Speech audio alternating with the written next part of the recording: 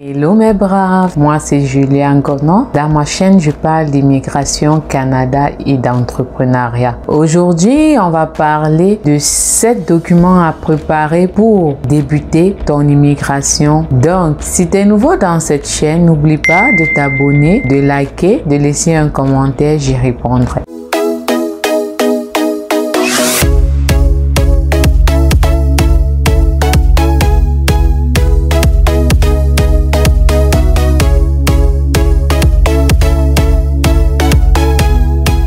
On va parler des 7 documents à préparer pour démarrer ton projet d'immigration au Canada. Le premier document que tu vas préparer pour ton immigration, c'est le passeport valide. Pour immigrer au Canada, il faut avoir un passeport valide qui remplit les conditions suivantes. Ce passeport doit être accepté par les autorités canadiennes, avoir au moins 6 mois de validité pendant que tu présentes ta demande, ne doit pas être expiré. Le deuxième document à préparer est une pièce d'identité et un statut civil. Une pièce d'identité, c'est un document qui va permettre à l'immigration de t'identifier, de savoir qui tu es. Ton statut civil, ça dépendra si tu es divorcé, marié, veuf ou veuve. Dépendamment de ta situation, tu auras les documents en main préparés pour les présenter à l'immigration. Une pièce d'identité, ça peut être une carte d'identité, une carte de résidence permanente si tu résides hors de ton pays d'origine, une carte de séjour. Comme preuve de statut, on peut avoir un acte de mariage, un acte de décès, etc.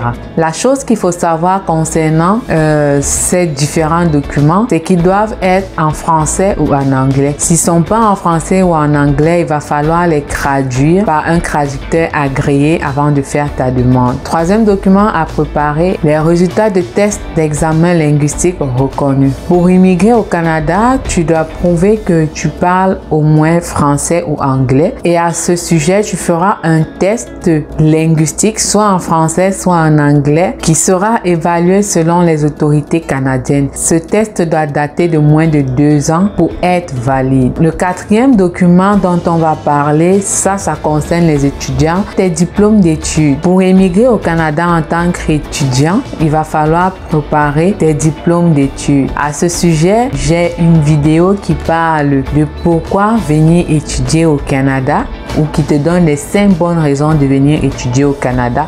Tu auras juste à cliquer sur la barre de description qui s'affiche en haut pour pouvoir accéder à la vidéo. En ce qui concerne tes diplômes d'études, il va falloir, si tu n'as pas de diplôme canadien, de faire une équivalence avec les diplômes que tu possèdes. Le 5e document à préparer est une lettre de banque. Pour prouver que tu as les moyens nécessaires de venir au Canada, il va falloir que tu présentes soit une lettre de banque ou alors des preuves de ton garant. Si tu as les deux, c'est encore mieux. Pour pouvoir venir au Canada, peu importe le programme d'immigration que tu choisis, il va falloir prouver au gouvernement canadien que tu as en ta possession suffisamment de fonds pour venir y vivre. Le 6e document à préparer est un certificat de police, encore appelé dans certains pays extrait de casier judiciaire. Le certificat de police va permettre au gouvernement canadien de savoir si tu es un hors-la-loi, si tu as des casiers judiciaires chargés négatifs, et c'est un document également qui doit être